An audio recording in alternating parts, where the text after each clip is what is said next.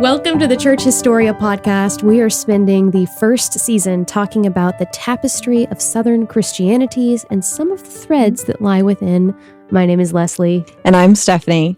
And in our last episode, we talked a little bit about Catholicism in the South, specifically in New Orleans. And in today's episode, we're going to move up to Kentucky and look at Thomas Merton and his Catholicism centered out of the Upper South. Oh, so we're going back to Kentucky again. That's where we began, with Cane Ridge and then the Shakers. Yeah, and I have a fun association for myself between Cane Ridge and the Shakers and Thomas Merton, who was a monk and a hermit at Our Lady of Gethsemane in Kentucky, because it was the same college church history trip where we visited Cane Ridge, Pleasant Hill, and the Abbey at Gethsemane. And so while these traditions are really different, they're geographically located fairly close together. And for me, they're all associated with that same really wonderful trip. Yeah, I'm really excited because I've heard a lot of really lovely things about the grounds at the Abbey of Gethsemane, which they had to shut down during COVID, actually. I was hoping to go up there, but so I'm excited to learn about the tradition.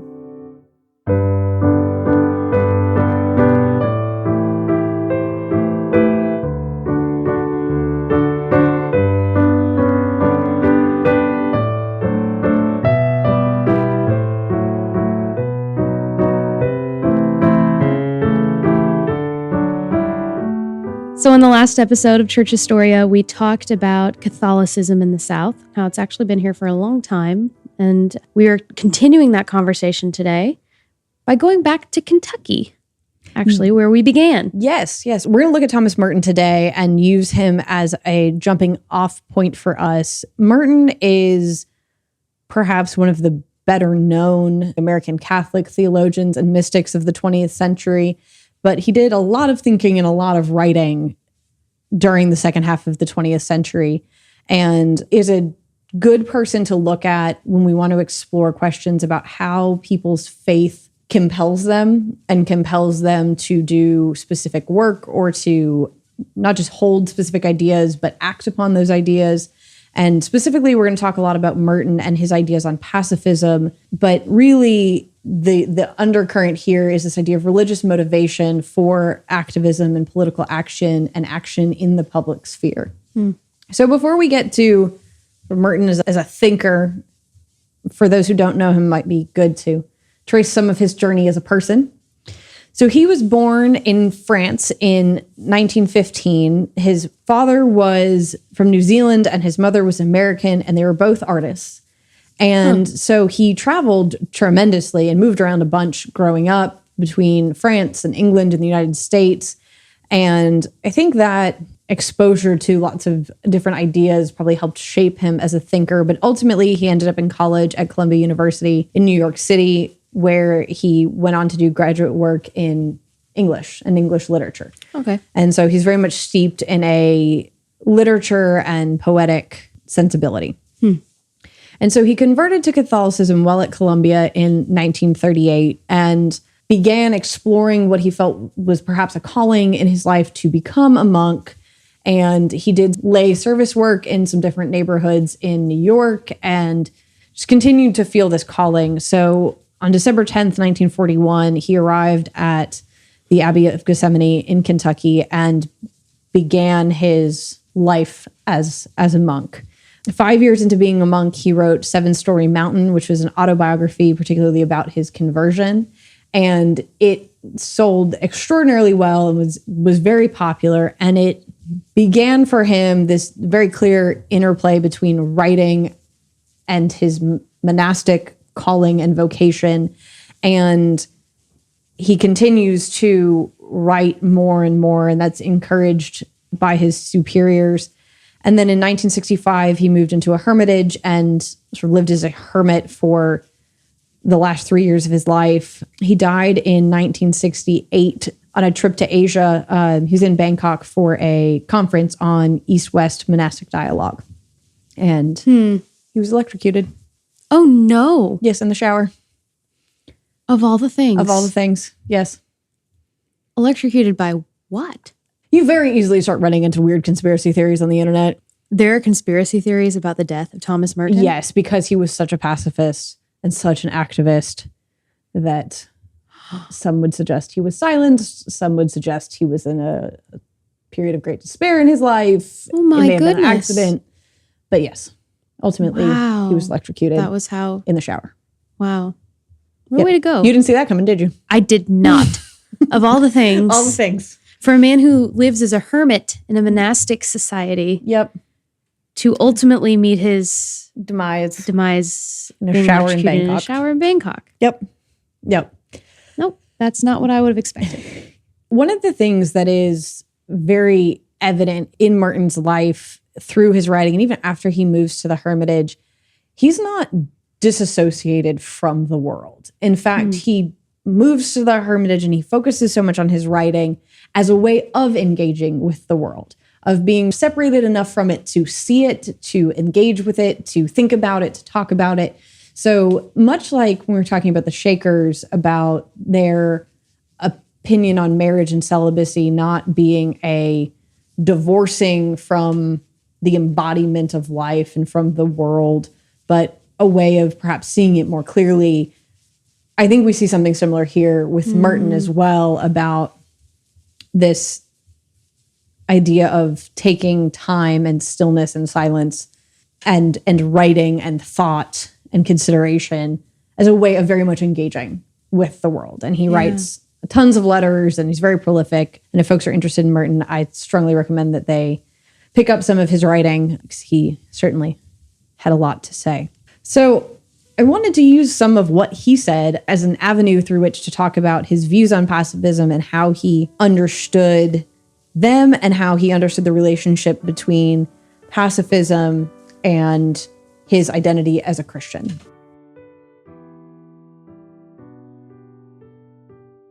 This is from a compilation of excerpts from his journal called A Year with Thomas Merton, Daily Meditations from his journal.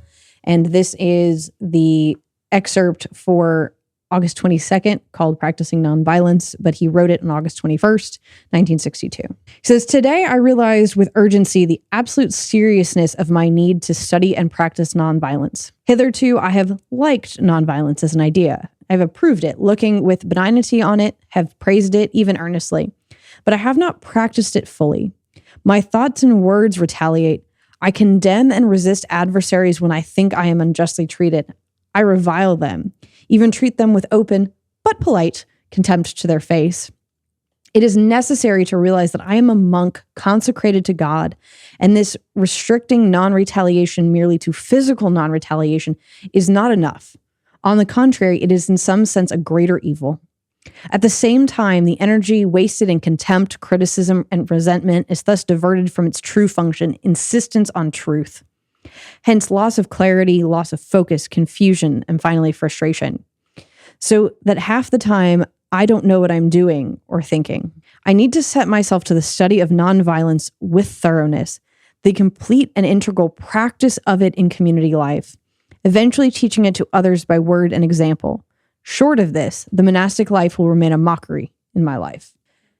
And so for him, nonviolence is not just not acting violent to others, but he really internalizes this as an important part of his interior life. Well, he puts so many things under the column of violence that I wouldn't. Yes. This isn't just, I'm not going to pick up a sword. This is, I'm going to opt to not use words that are hurtful. Yes. I like his point about sort of open but polite contempt. Right. And how often it's easy for us to do that in sarcasm or using words that are just a little bit more biting than we need them to be, or that just have a little bit of an edge to them when it's really to sort of appease our own internal frustration.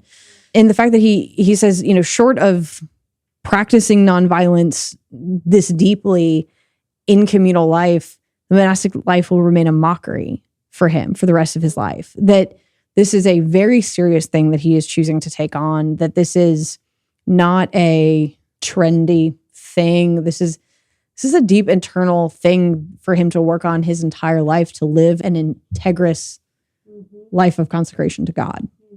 So not only does he feel the imperative towards this work of nonviolence in himself, and again, like you said, not just not picking up the sword, but not even picking up the sword internally or in his heart. He also sees a need as a Christian to advocate for peace. And so this is an excerpt he wrote November 12th, 1961.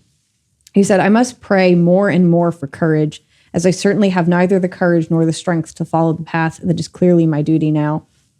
With the fears and rages that possess so many confused people, if I say things that seem to threaten their interests or conflict with obsessions, then I'll surely get it. It is shocking that so many are convinced that the communists are about to invade or destroy America.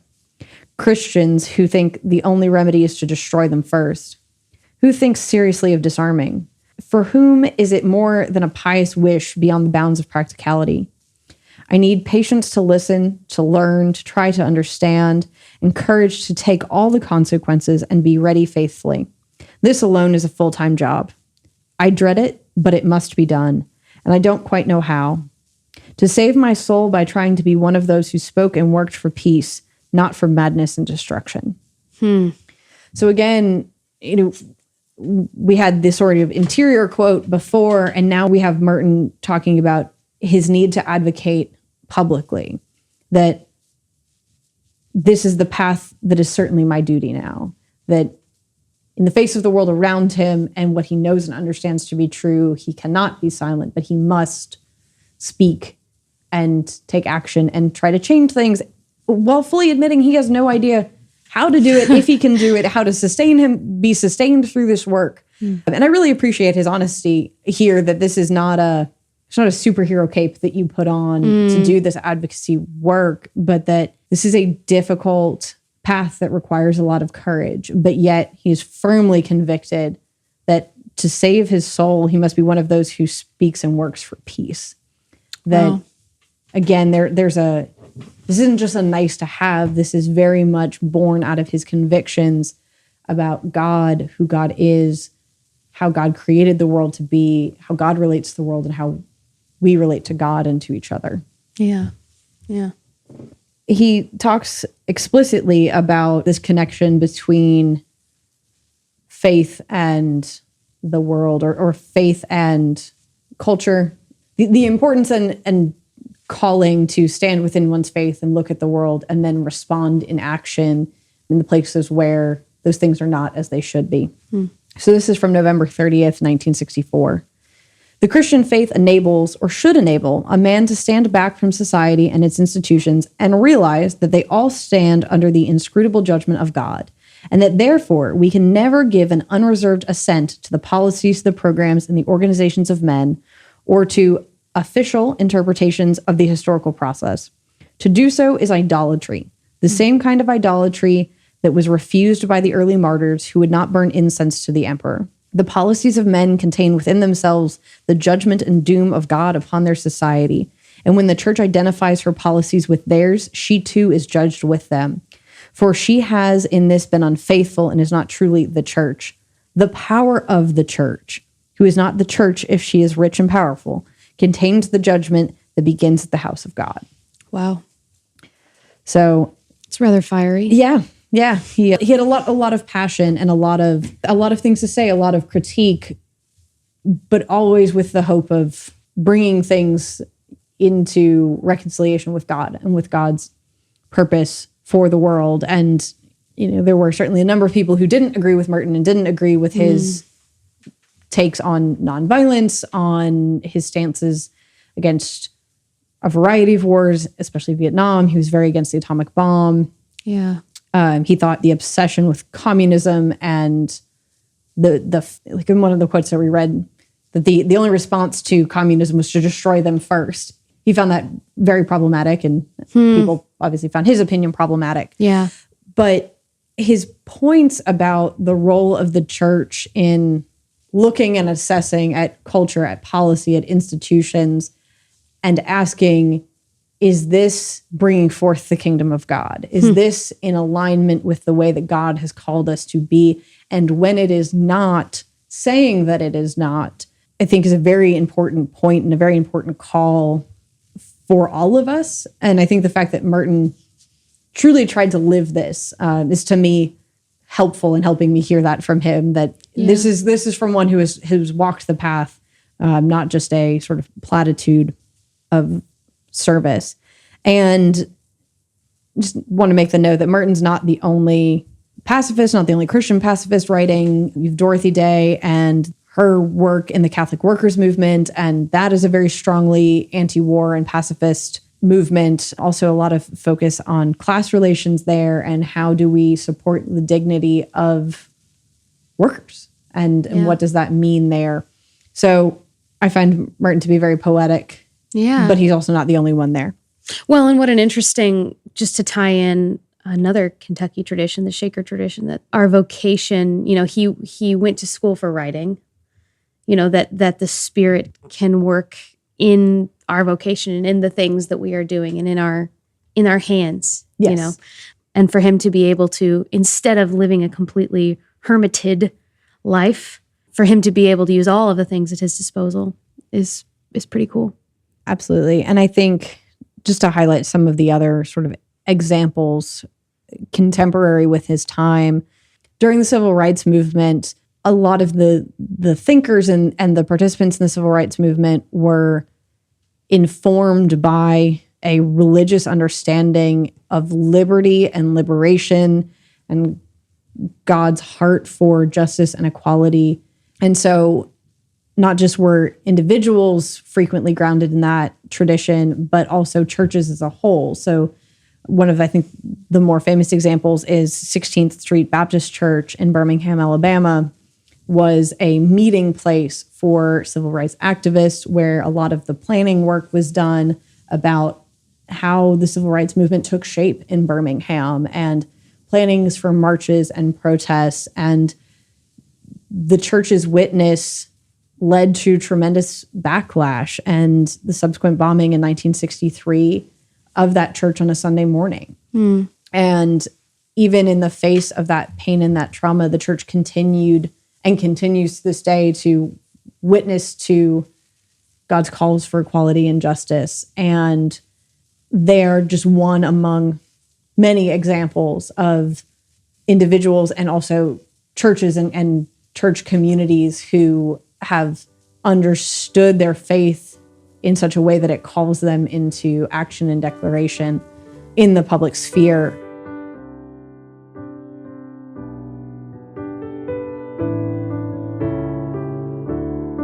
This comes from Dr. James Hudnut Boimler's book, Strangers and Friends at the Welcome Table, Contemporary Christianities in the American South. And he says, the ways the term hospitality are used and practiced by various Christians and groups in the South today reveal the complexity of its culture and its religious forms. The overarching umbrella that I keep thinking of with everything you're talking about is sanctity of life.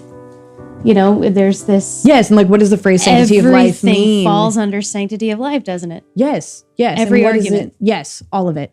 All of it. That is it. That is the...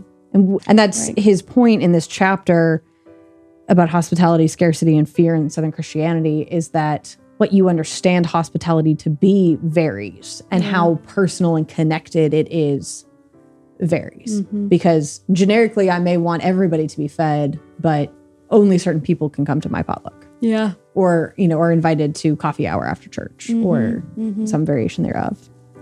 Here's another HB quote for us. A nation, country, or body of people is known by its common practices, beliefs, tastes, modes of expression, and even fights that repeatedly vex it. Christians in the contemporary South possess all the makings of distinct peoplehood. They take the Bible seriously, then fight over what it means. They celebrate hospitality, then divide on to whom it should be extended. They are clearly the products of their collective past and of their unifying and fractious present. What remains and what makes their present story compelling are the several ways that they continue the deep themes of a long collective identity and the ways that they are breaking new ground in a new century.